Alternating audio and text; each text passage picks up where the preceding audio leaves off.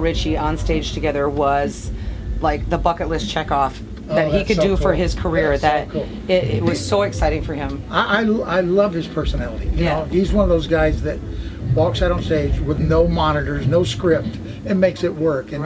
But working with Lionel is always fun for me because we never know what to expect. It's a little like Dolly, you know.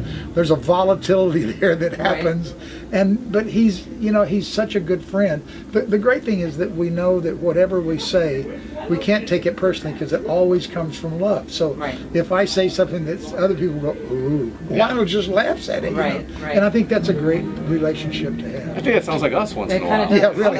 Did you say to her? I can't believe it. It's all right. It's necessary. It's fine. Shut up, jerk. Anyway, no. 2 years ago, when word broke that Lionel was going to be doing a country record, he came out to CRS. This was 2 years ago now.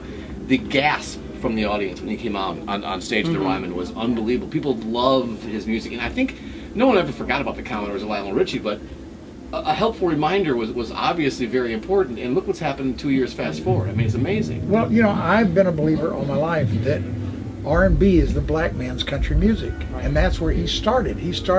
That's where all the pain is. You know, if you listen to country music, that's where our pain is. You don't hear it in hip-hop, you don't hear it in jazz.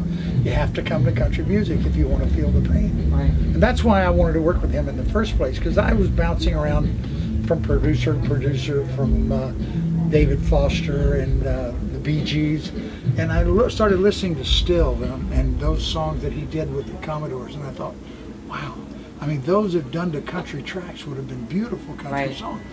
So that's a true story about him writing Lady, incidentally. I don't know whether you heard it or not. Actually, I was going to ask you if you would share it, because that made me laugh so much when I was watching the special. I really enjoyed it. It was very funny. The whole idea was for song pluggers, that he came and pitched this song, and he said, I played it for the Commodores, and they turned it down, and he plays it for me, and all he's got is Lady. I thought, well, how could they turn that word down? I don't get it. So I said, I like it. Let's go through with it. So he wrote the song. A couple of months later, we go in the studio. I'm recording the first verse, and I realized there's no second verse. So I'm asking everybody else, where's Lionel? And they said, he's in the toilet writing the second verse. And he really was writing the second verse in there. Now, was he writing it just to get some privacy in the toilet, or was he taking care of another matter at the same time and killing two birds? I don't know. I mean, as long as I'm here, I might as well. I neglected to ask that. I think he just went to a private place where nobody was bothering him, and he didn't hear a bunch of stuff.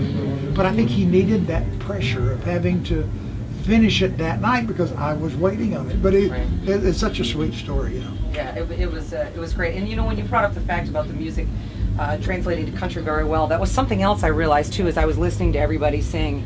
That it is that it's really right there, it all along, kind of hidden under that. That really is a country song. He is the master, and I may have said this on the show. He is the master of making music out of conversation. If you listen to his songs like Still, and if you listen to Hello, it's like a conversation. He says things that you or I would say, but we don't write them down, you know. And that's what makes his stuff so special. It's uniquely simple, but very touching. We are with the legendary Kenny Rogers, and before we wrap this up, I know you got a lot to go on. I wanted to thank you. When I was a kid, my parents were my parents. You know, you don't think of your parents as human beings, and I'll never forget, up to this day, when my mom and dad first heard Through the Years together. I mean, they were not my parents anymore. They were two people that were very much in love. I'll never forget how they connected to that. So my parents were very square, nerdy music fans. I always yelled at them when I was a teenager, like, you grew up in such an unbelievable era of music. How do you like But when they heard your song, I'll never forget, they weren't my parents. They were two people that were really genuinely in love. They're still together, thank goodness, and they're still well. And I cannot wait to tell them when we had this conversation. You know, I have a great story that I tell on stage, which is really true.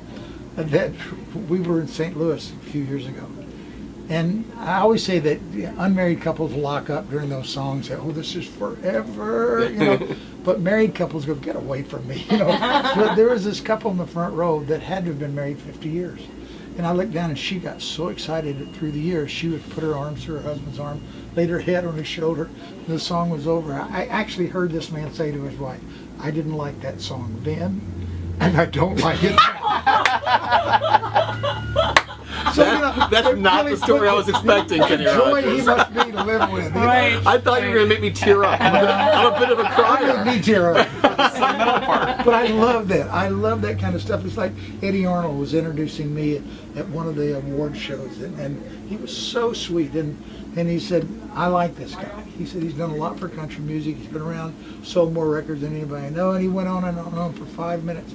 And I'm sitting there, and he finally says, but for the life of me, I can't remember his name.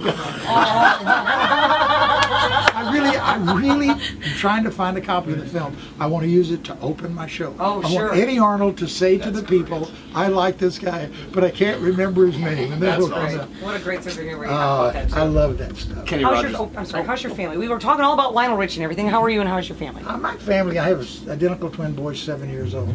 So say a prayer for me. Yeah. But that's awesome. You know, I can't tell you. They say that having kids at my age make you or break you, and right now I'm leaning heavily toward break. But it's such a gift. It is such a gift, you know. And Wanda, of course, is so special.